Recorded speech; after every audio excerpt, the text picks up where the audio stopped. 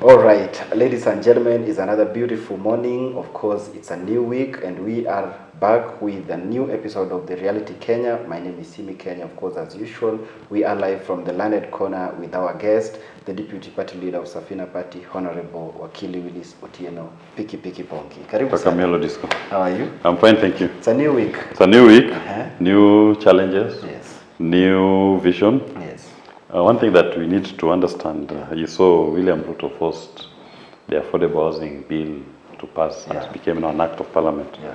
You know, there's something which they introduced in that bill called the affordable housing levy. And it is a contributory levy that everybody is contributing towards. Yes. It's like a fund that they've established in that act. Yeah.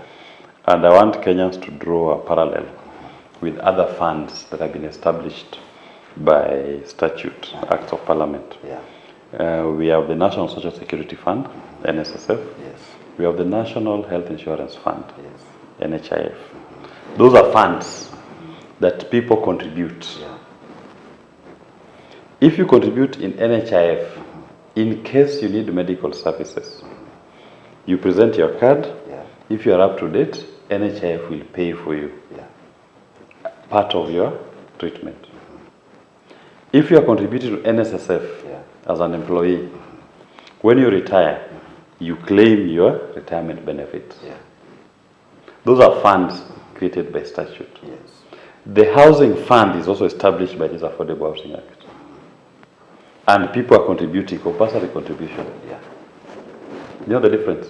Yeah. This is compulsory contribution. Compulsory contribution, but the difference is this. Those who contribute to NHIF, NSSF, they get their money back. Through the services. Yes, through the services. This housing fund, you are told, when the house is ready, you pay for it. You buy the house. Yes. So in other words, if the fund is to provide a service, then what we should be saying is that those houses should be given for free. Because you contributed towards the building of that house. Yeah. Why should you pay for it at the point of acquisition of the house? It's like saying you contribute to NHIF, then when you become sick, you pay. You pay to be treated. To be treated. That's the absurdity of the housing fund. Yeah. A fund that people have made compulsory contribution towards. The service that that fund is supposed to provide must be given now for free. Because it has already been built through the funds. You already contributed towards it. Yes. You see, they cannot even see that basic. Yeah. Next, they're going to tell us NHIF or SHIF, whatever matter, that we'll be paying money to access the service. Yeah. They cannot, in any legal basis, hold the position that for you to access an affordable house, you must again pay the value of that house to get their house. Any house that is built using the Affordable Housing Fund should be occupied by the people of Kenya for free. And maybe the time will come when Kenyans should move into those houses forcefully and occupy them for free. Because it is their contribution from what they are presenting that is being used to build those houses. So who are you paying the money for? If they had said it's a seed fund, that Kenyans are contributing a seed fund, that subsequent projects will be built using the money that they acquired from the sale, that will be different. But they have not. They are trying to make it a perpetual contribution. We'll forever be paying money towards this fund. Then when the houses are ready, they sell it back to us at market rates, even slightly above market rates. So what absurdity is this? So it means they are building them for free, but selling them. Selling them. Because they are not spending their money, they are spending They're spending the Kenyan money, they're using Kenyan public land. That land belongs to the people of Kenya. Then they want to sell to you. Yet you have already contributed. You've already contributed You've paid the cost. Yes, of construction. Yes. These are the questions that we have with the affordable housing. Yes. If they are going to build those affordable housing using our money, then they should give it to Kenyans for free. Period. But maybe someone would ask them, if it's given for free, how will all Kenyans who have contributed? Then they must do a progressive realization of that right to all Kenyans. Give it to all Kenyans then. Because otherwise, why should Kenyans contribute? Why should you buy a house that you've already paid for? Because you already paid for it through your contribution. Yeah. Why should you pay for it to acquire it? Yet the house was built on your land. You gave money towards its construction. At the point of occupation, you are being told to pay. To buy it. Yeah. Why should you buy it? You already bought it. So Kenyans need to occupy those houses for free and not pay for them. Yeah. Because that is their money. Unless they told us, you are only contributing to the housing levy for 1 year. We create a seed fund. Yeah. Then subsequent years, we will be selling the houses and doing the next project. Maybe they could have had an argument. Yeah. But they're saying we are going to contribute in perpetuity. And it is compulsory. And it's compulsory. Yes. So why should we buy for it? It's not possible. That one we must call it out, Yeah. that bullshit. Yeah. The other issue that we need to discuss today is, you know, this thing of reducible minimum. Baba is going to AU. All the stars are aligned for him so far.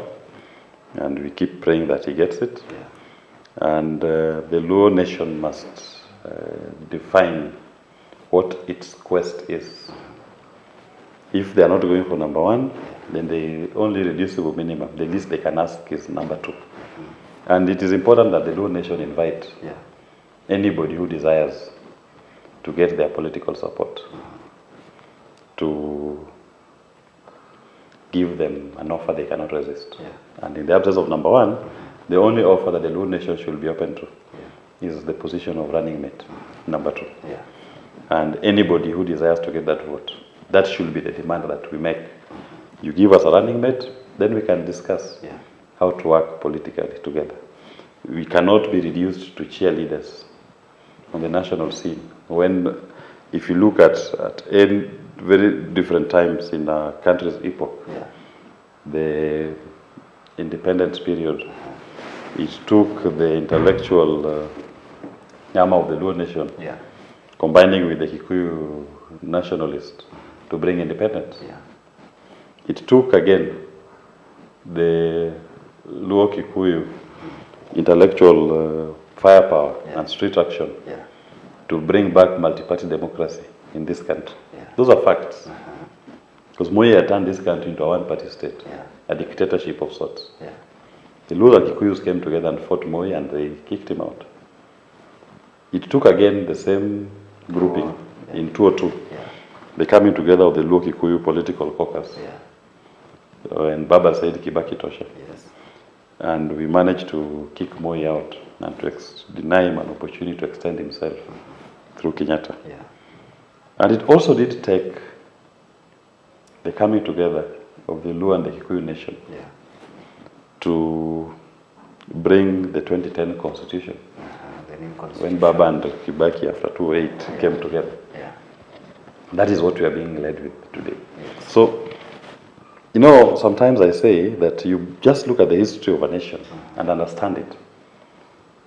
So every time these two political groupings, they've always come together at very pivotal points in our country. And their coming together has created a positive wave. In every season. In every season. And the challenge of the times, we've been able to surmount it. So also today, Kenyans are going through an economic turmoil. Our economy is in shambles. Our country is in pain. The cost of living is unbearable. We are feeling economic pain like we've never felt before. And it will take the coming together of these two political powerhouses, the Luo and the Kikuyu nation, to come together to deal with this economic challenge. We had said that the third and final liberation for the people of Kenya is going to be an economic liberation. Which we are facing right now. That is what we are facing. That's the fight we are fighting now. And those who desire to lead this fight must be people who are showing astute understanding of the state of the nation and what it will need to revamp this economy. And I hasten to add that it is time that we confront the political system that we've had for the last 60 years. It's not been a political system that understands the economic challenges of the people. And I don't think that within that political sphere, we are going to find people who can tend to this problem. It's time we try new people those new people, those who have not been shackled by the history of our politics, who have not participated in voting at one point or another for punitive taxation measures, they cannot remove us out of this. Look at Parliament. Those who were in Parliament the last term and even those who are there today, they all voted for increasing the tax burden, the tax limit, the debt limit. Yes. They voted to increase the debt limit from 6 trillion all the way now it is at 10 trillion. 10 trillion, All of them voted for it. It is time we take anybody who is offering himself to lead. Ask them, how did you vote on increasing the debt limit? Number one. Number two, VAT has been introduced on fuel in this country in the last 5 years. Even during Uhuru's time, they introduced the VAT on fuel, increased it. How did all of these people vote on increasing the VAT on fuel? If you go to the ODM side, and I voted to increase the VAT on fuel that time, right? This Ruto'S time, we've seen Ichungwa leading the motion to increase the VAT on fuel. So all the people who have participated in supporting this pain, their response to economic challenges is just to increase taxation. They cannot be the future. They've shown us what they can do. If Kenyans want that kind of leadership, they are there. They've done it. They've been there, done that. But if we want to change the trajectory of the nation, we must go for leaders who are being publicly against increasing taxation as a measure of attending to economic problems. And those are the ones that we should vote for. That is what Safina stands for.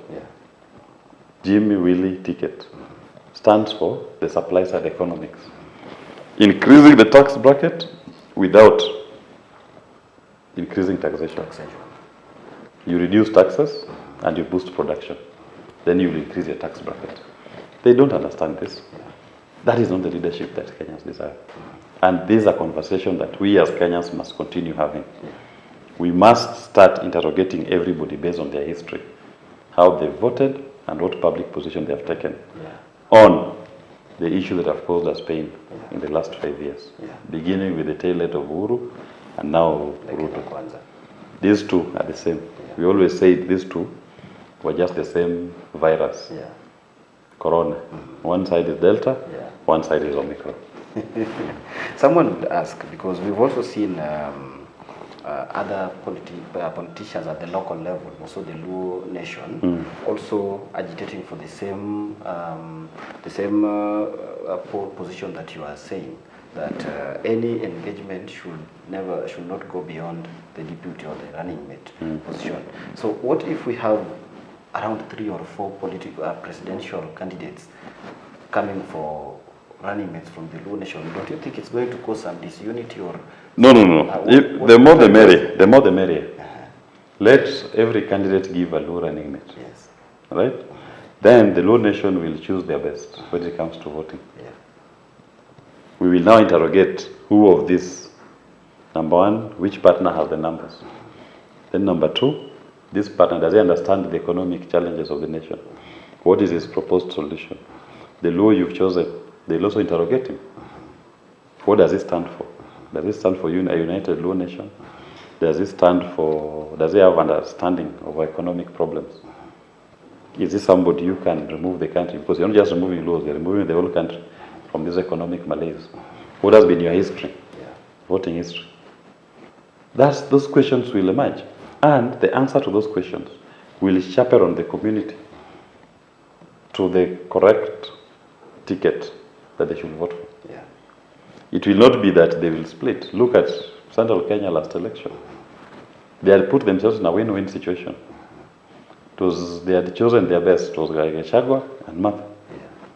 That is what they had. The leading candidates had given them running mates. So they were in a win-win. What is wrong with the Luo nation being in a win-win?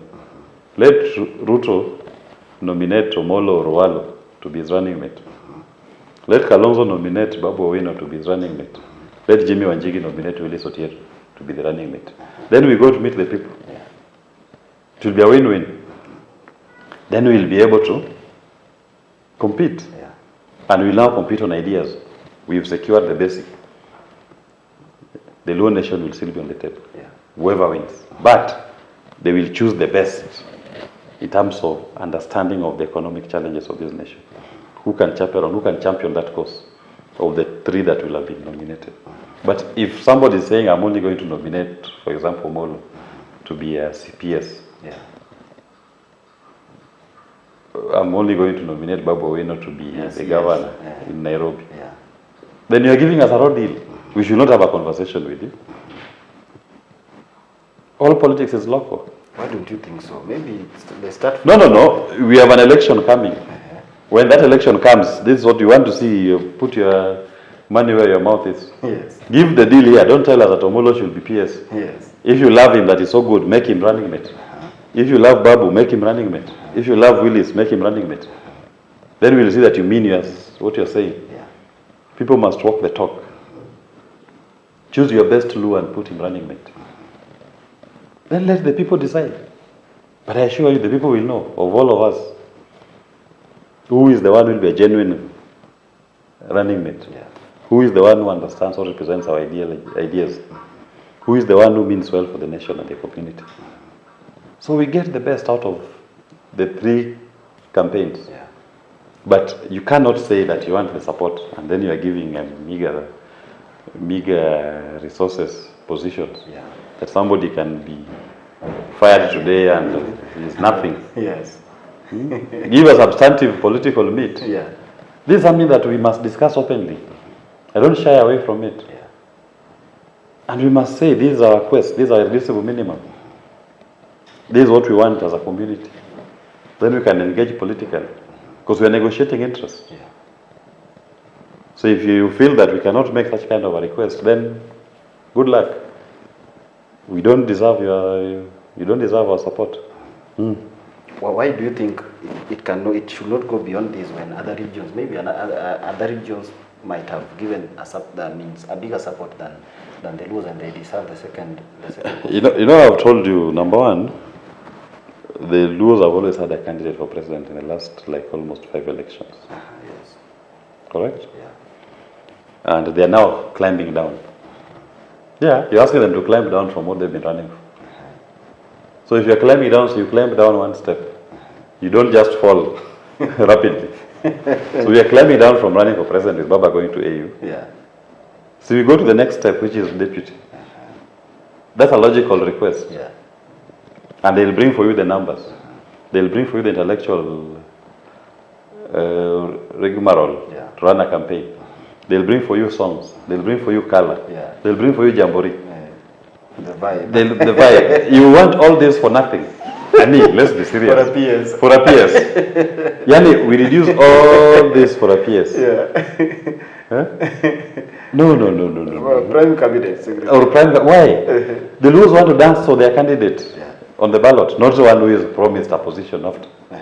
They want to dance, sing the praises of their son. Yes. Going to conquer and bring victory. Yeah.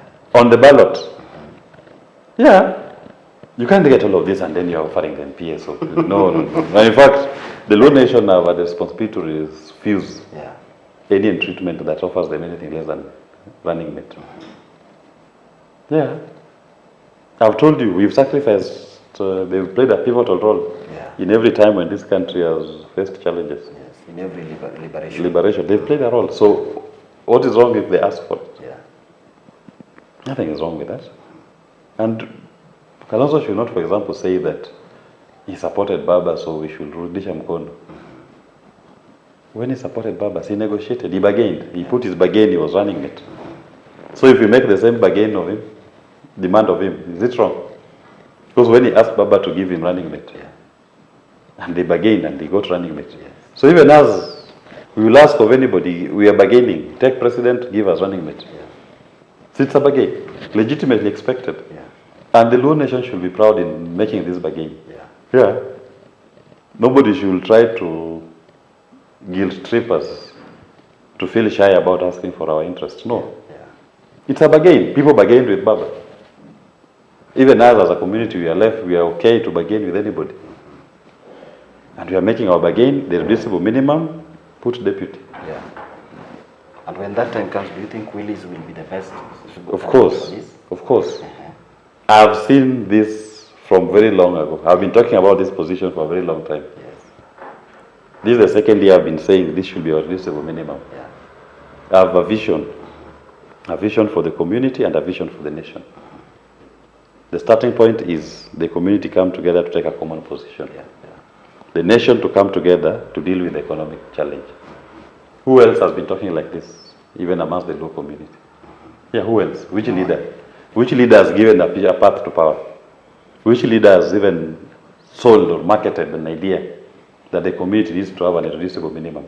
I'm the only one. Yeah. That is what leadership is about. An ability to see a path of where you can lead people towards. That is what Baba had. Yeah. Baba always had a vision. I'm a student. Me, I learned my course and I graduated in the Raila Odinga University of Politics in 2017, 2018. And I passed with flying colors. Yeah. Cum laude. Yes. I learned. We were many students in class, but I'm not sure what happened to some of the students. Because they've not been able to see this vision. Yeah. The leadership is not selling this vision. They are not marketing this path. The others were in political office. I have done this in my own platform and I've been consistent about it. Yeah. Once the community understands this and they own it, I will show them how we are going to get power. I will continue the legacy. And do you think the ones who are now joining this particular conversation are now joining it because Baba is headed to the AU and that it is something they never had before? Because it is you who has been... Yes, I've been saying it because they didn't have it before. They've just learned it from me. But it's okay, I welcome everybody to sell the course. Yeah. Because it's a course for everybody. So it's okay, they should join it. Yeah. And they should market it. And they should own it. Yeah. I will show them the next part which they are not seeing. Me, I'm seeing how we are going to get power. Yeah. I am not in this for jokes. Yeah. I'm in this for power. Yeah. To empower the community and to empower Kenyans. Yeah. Both must go hand in hand. Wow. Once the community is aligned, the issues of the nation will equally be aligned. Yeah. Because I've told you, laws bring the intellectual rigor, they bring passion, they bring commitment, they're hard workers. And they've been very crucial in every epical moment in the history of our nation. Yeah. When we fought the Mzungu, when we fought Moi, when we brought a new constitution, Yeah. they've played a key role. So we must encourage our people not to go back to the counties. Yeah. Like some people will want to take them back to the counties. Governors. They were to be governors in their local counties. Yeah. That cannot be our contribution. Who cares about who is governor in Kisumu to the nation? It's important to the community, but to the nation. So those who want to run for governorship, yes, we encourage them and they do the best at that level. They've always been there. They've always been there. Yeah. But the competition, what we need is here. That's where the problem is to the nation. And we need to focus on that. Wow. As we wind up, talk to our dear team Piki Piki Ponki. Team Piki Piki Ponki, team is growing, like the energy. Let's keep engaging. We are going to get it right. We are the team that is going to show leadership in this country. We are going to show them the different way of playing politics that has never been seen in this country. Team Ponki, strong. Wow. Thank you so much, Naibu. Of course, ladies and gentlemen, everyone who has been watching as usual, share with your friends. Of course, keep following on all social media platforms, Facebook, TikTok, of course, Willis Otieno, on Willis Evans Otieno on Facebook and Willis Otieno Piki Piki Ponki on TikTok, so that you can always get these fresh ideas, fresh visions each and every time. To everyone who has been watching, thank you so much. Until next time, may God bless you. We wish you a very, very good Easter weekend coming up. Everywhere, if you'll be traveling, we wish you safe travels. If you are in Nairobi or where you are, we wish you the best as we celebrate Easter. Thank you so much. May God bless you.